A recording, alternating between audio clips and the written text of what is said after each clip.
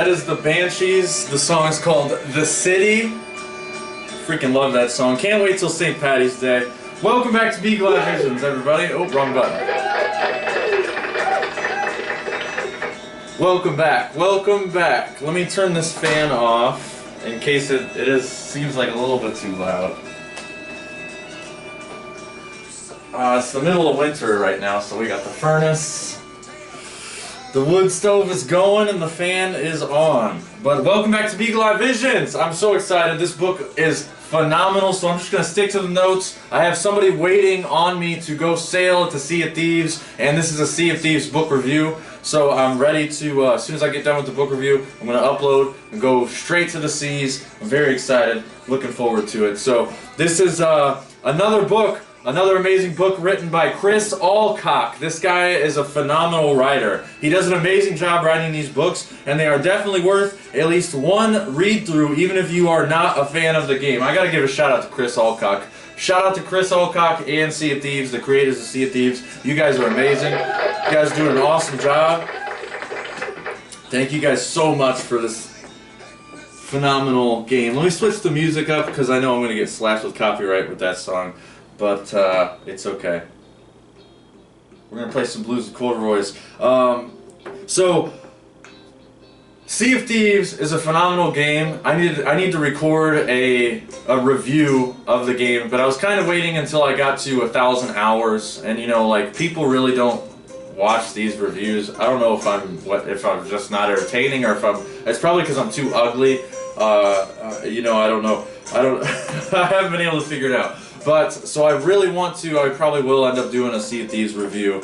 But, so this is, and also, I did it wrong, I did it backwards. I did the Heart of Fire book review first, and this one came out before Heart of Fire. So this is the first book in the Sea of Thieves series of lore. Like I said, phenomenal book, very entertaining. This book tells the tale through two different crews, alternating perspectives, each chapter going back and forth, from the Pirate Lord's crew to the crew of the Unforgiven. Just like the format of Heart of Fire, the tale that came out before this one, and this is the book, by the way. I didn't get it. Wasn't able to get it to fit on the stand, and it wasn't staying stable on the stand, so I just put it over here to the left. These are the books that I might do next. I don't know, I'm not sure yet. We'll get to more on those books later. This book begins on the famous Magpie's Wing. Captain Ramsay Singh and his crew Rathbone, Mercia, and Shan are sailing through a disgusting storm, heading for the Devil's Shroud, aka the Red Sea, or if you want to be boring, it's the boundary of the video game. It's the boundary of the video game where the player can't go outside of this boundary.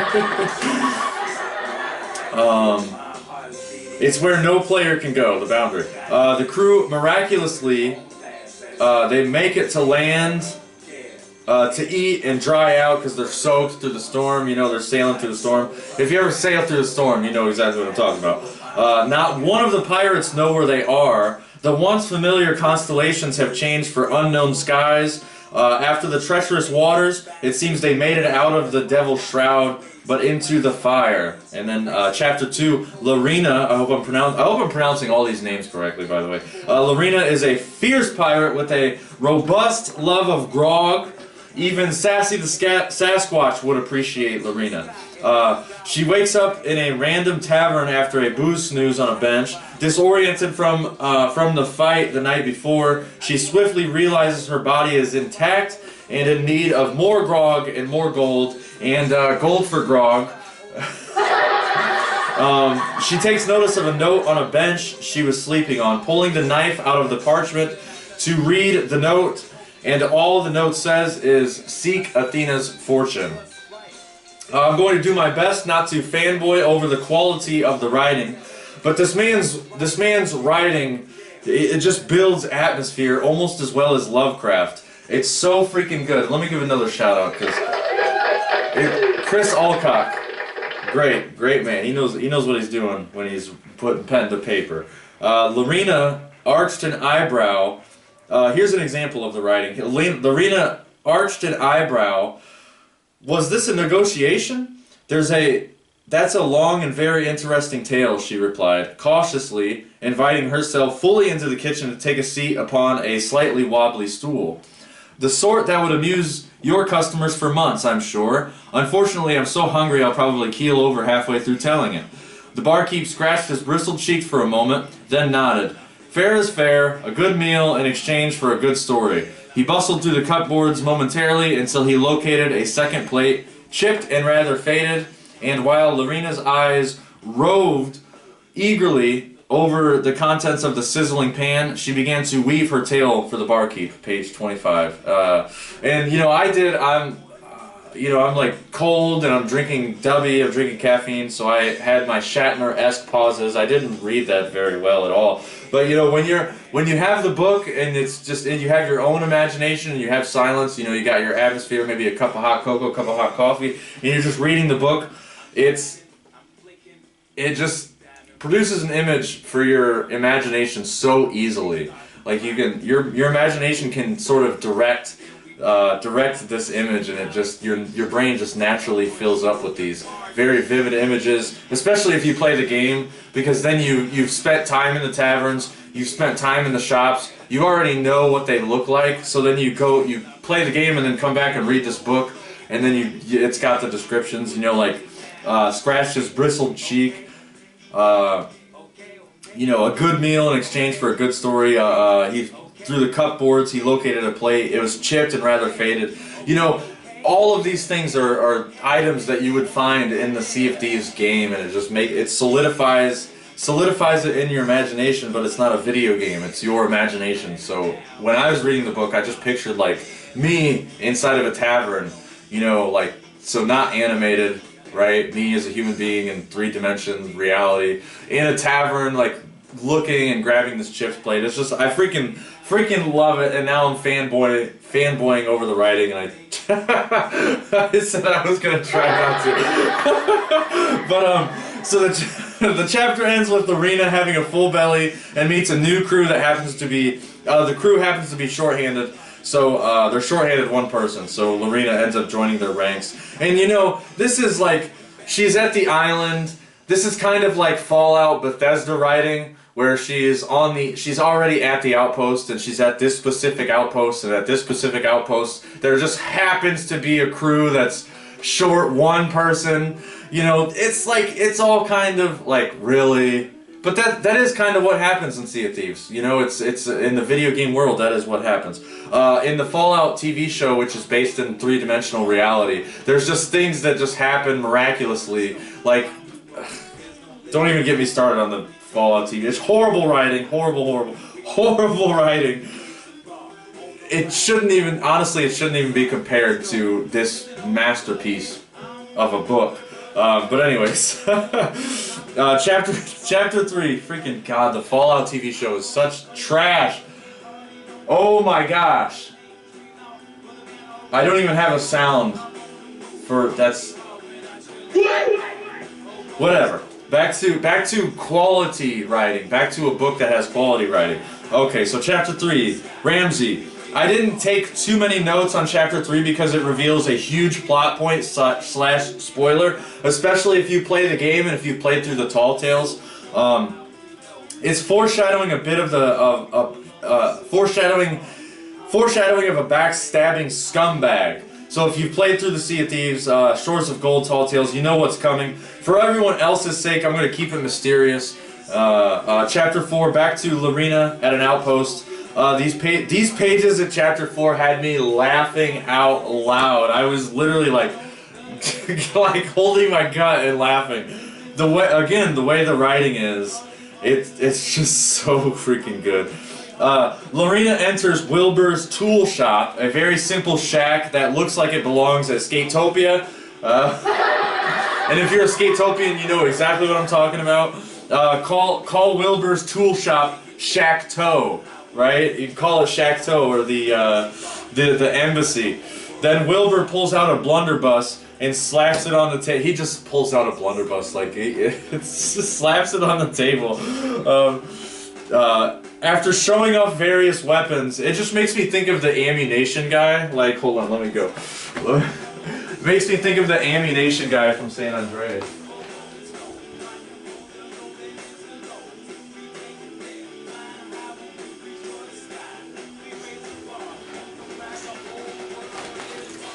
Like he's pulling out these various weapons. He's like pulling out a sword, and he takes it and puts it back away under his shop, and then he pulls out a blunderbuss, and then he, here, take this, add that onto there. You know, people on the internet say I have horrible trigger discipline. I don't know if you get just pull that out. I'm not gonna flag the camera, but you know, pull that out. Pull some ammo out. Works well in a crowded area.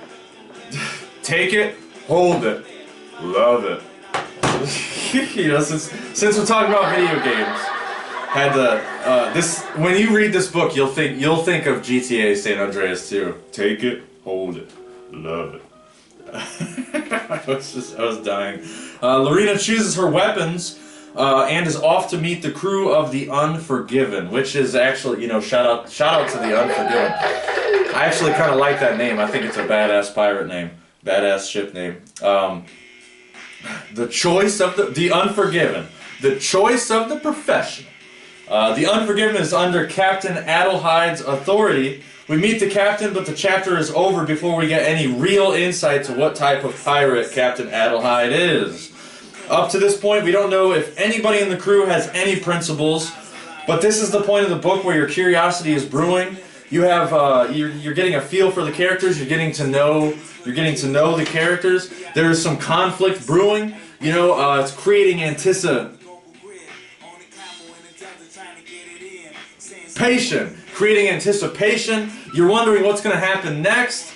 You know, you're hoping if Captain Ramsey's going to be okay. Which, you know, if you play the game, you know he's going to be okay. Captain Ramsey's a freaking pirate legend. Give it up for pirate legend Captain Ramsey. Love Captain Ramsey. Yeah, you're wondering if he's going to be okay. If you play Sea of Thieves, you're also wondering if the pirate lord, Captain Ramsey, has 3 knives stabbed into his back when you take the maiden voyage. So it's like, will we find out why does he have all these 3 knives stabbed in his back? Will you find out? Who knows? You got to keep reading to figure it out. So chapter 5, filled with boatloads of action. Wink, wink. Boatloads of action. The Magpie's wing encounters an enemy ship, teaches them a lesson, and heads back to their haven of safety, known as the Thieves' Haven.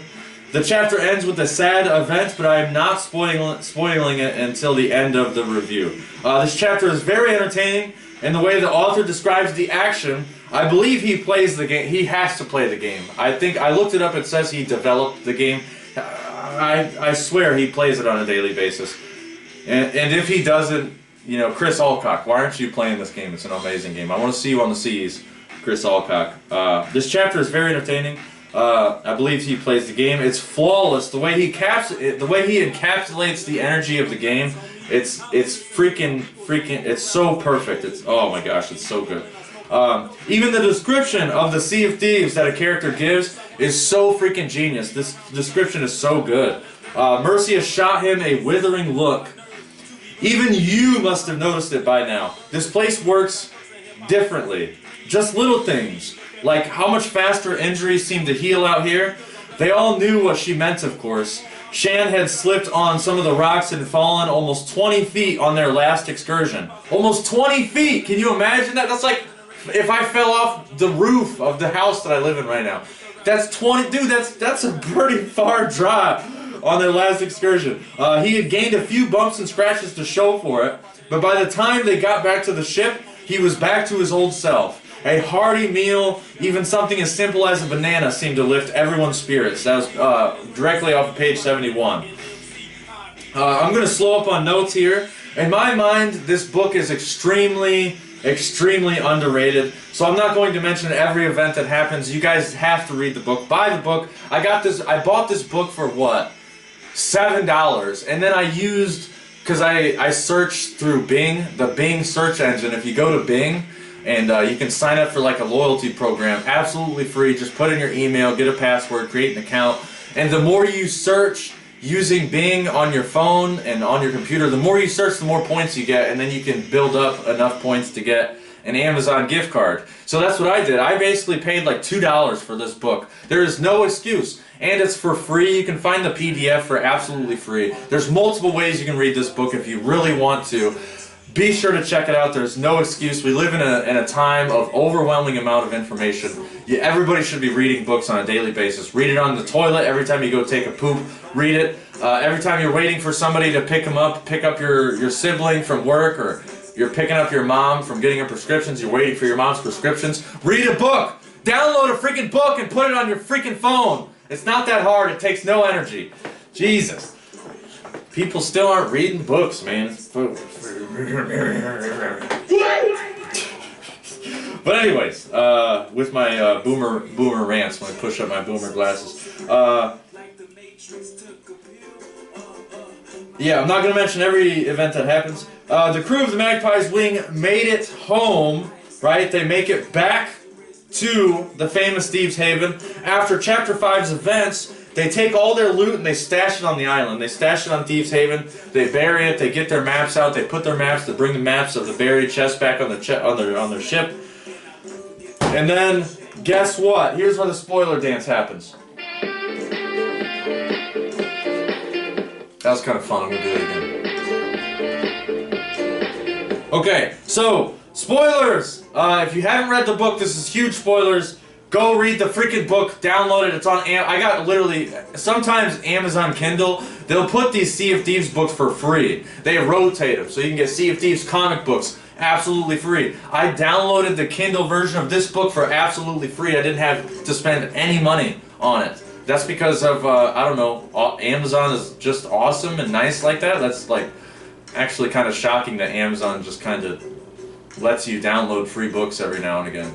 It's kind of interesting. But anyways, so the crew, they come back to the Thieves Haven, and all of their stuff, all of their belongings, all of the treasure that they had earned and stashed it on Thieves Haven, it was all gone. All freaking gone. Somebody found out about their stash, and then they went and freaking robbed the stash. Because they're filthy, salty, scallywag, freaking pirates. And that's what happens on the Sea of Thieves. That's why on the Sea of Thieves people say it's not your loot until you sell it. It's not your loot until you get the money. Because then when you get the money, nobody can take your money. Once it's in your Sea of Thieves pirate bank account. Okay, I'm trying to get the new music because we're wrapping up here. This is the first time us pirates on the Sea of Thieves get a glimpse of Ramsey's anger. He is pissed when this happens. He is pissed. He goes back to the ship. He locks himself, and even the crew is like, that's the first time I've ever heard Captain Ramsey lock the door in the captain's cabin. This dude is pissed. He's livid. We get a glimpse of Ramsey's anger. The captain and his crew decides somebody needs to pay. The captain and somebody needs to pay. Sailing from tavern to tavern to get a word of recently, of any pirate who recently scored a big haul. Although it's a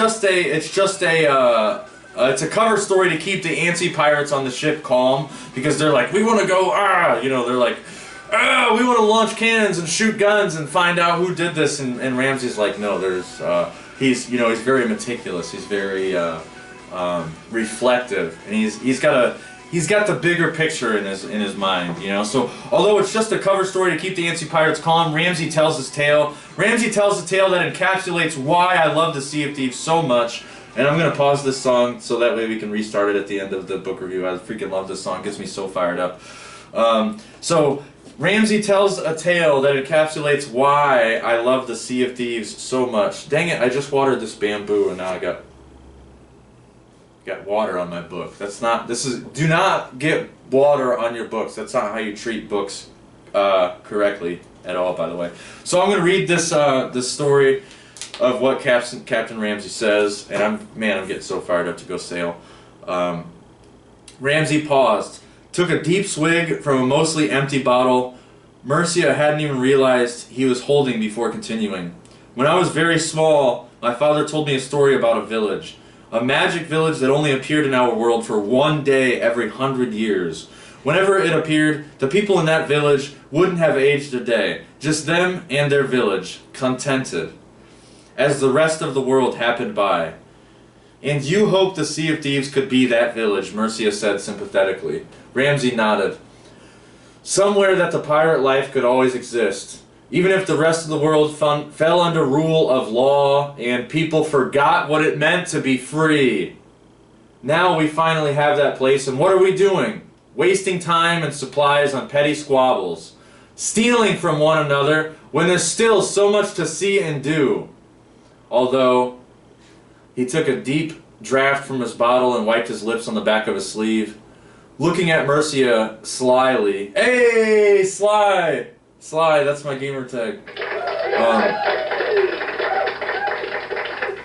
Looking at Mercia slyly with just a hint of that old vigor returning.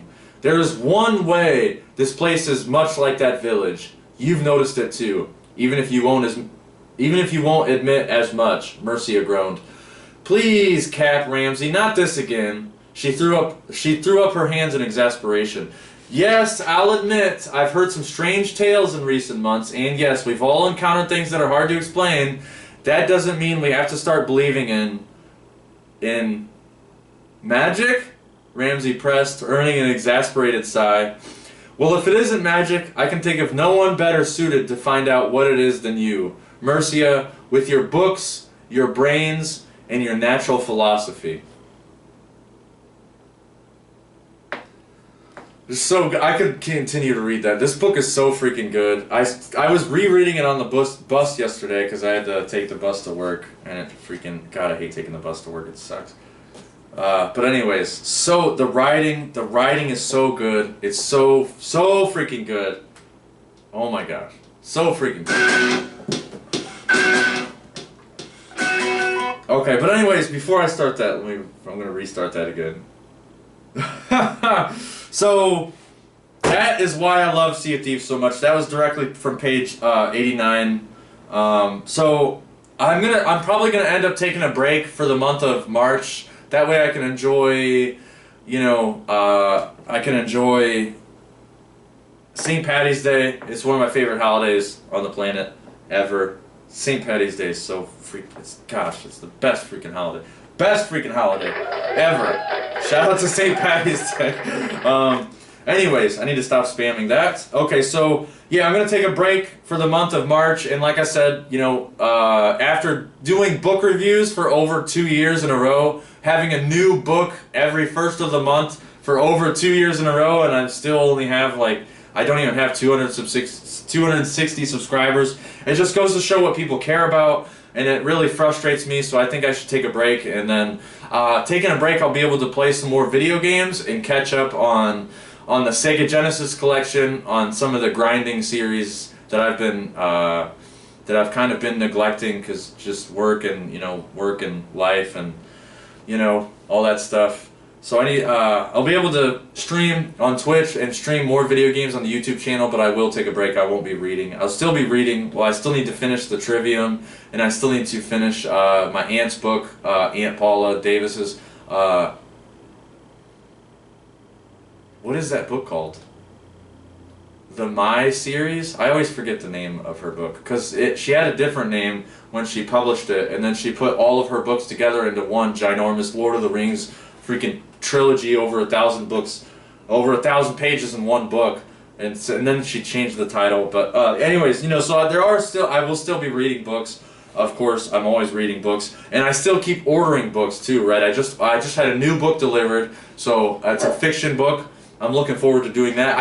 Maybe I might just get bored and end up doing the book review, because now I've in the habit of, I've been doing it for so long, doing these book reviews for so long, so now I'm in the habit of just doing, so maybe I'll just put out a book review for the hell of it. And if I do put out a book review, it will either be The Prophet by Khalil Gibran right here, The Prophet, or F'd Wide Open by Maria West. Amazing book by an amazing woman. I've never read this book, and I know there's I just did Mark Passio's shadow work seminar, and I know there's some things in this book that I could learn and take to heart for sure. There's definitely a lot of things in this book that I need to learn, and yeah, so many more books to read, all that good stuff. So for the month of February, this is also kind of why I want to take a break. There's so much suffering going on in the world and people don't seem to care. But also for the month of February, this month, freedom under natural law. Oh, just making sure so freedom under natural law is going to be this month in February. I didn't write down the dates like a freaking dummy because I was in a rush. Let me look up freedom under natural law here. Freedom under natty law. Get some of that. Drink deep from that natty law. FreedomUnderNaturalLaw.com, right there. Bing. Right in the search engine. Just look up Freedom Under Natural Law. So Freedom Under Natural Law 5 is going to be here February 21st and February 22nd, 2026. That's this year. So I want to see all of you in the chat. Beagle Eye Visions will be in the chat. I will be during the event. I freaking love these events. I already requested it off work. They already gave it to me. They already... They gave me the dates off for work, so I cannot wait. I freaking love these conferences. You can also go back and the Freedom Under Natural Law 4, the replays. So you can go back and watch all of these conferences. So even if you don't want to read books, if you're lazy or if you learn better by watching a presentation, you watch a human being like teaching you as if you're in school. Go back and watch all these presentations. They are freaking phenomenal. So, what is the Freedom Under Natural Law mission? To serve truth, to protect and respect nature and all forms of life, to live in accordance with immutable and universal principles of natural law, to share our knowledge and wisdom in the most efficient way possible, starting with our own children, while continuing to improve ourselves and applying this knowledge into concrete actions, to help and support the self-sustainable communities of the future who live by the principles of natural law with a deep understanding of the objective difference between right and wrong, and who support freedom, creativity, and individual expression and holistic health. Shout out to those guys. Those guys are doing beautiful work, so I better see you in the chat. Join us, Freedom Under Natural Law 5. Join us. It's going to be fun. Everybody's welcome. A lot of people there's like reading the chat while listening to the information is just always a good time. I always have so much fun. I'm really looking forward to it. I can't wait. Can't freaking wait. So excited. So freaking excited. So Freedom Under Natural Law 5. Join us on YouTube. It'll be on the streaming on the One Great Work Network. So anyways, signing off. Stay tuned, stay gold. Oh, by the way, and if you want to support the channel, use code BeagleEyeVision. BeagleEyeVision without the S. Oh, I don't have the banner up because it's like the lighthouses and, Sea of Thieves. Use code BeagleEyeVision, not plural, BeagleEyeVision at w.gg. Get yourself 10% off your entire purchase. Get yourself one of these fancy, nice cups. They got plenty of, a bunch of really good cups. I'm drinking the Japanese soda right now. Freaking chef's kiss, delicious. I love drinking W and sailing the seas. It's so much fun. So try it yourself. Or if you want to directly support the channel, find Beagle Eye. Just Cash App Beagle Eye. Money symbol Beagle Eye. Send me some money. If you want me to buy a book, I'll buy it. I'll do a review of it. Just send me the message. Be like, yo, this is for whatever, blah, blah, blah. That's the way you can support the channel. Thank you for your support. Leave a like and subscribe if you are not subscribed already. I hate saying stuff like that, corporate shill. But, yeah, thank you so much if you made it this far. Stay tuned, stay golden, and now I'm officially signing off.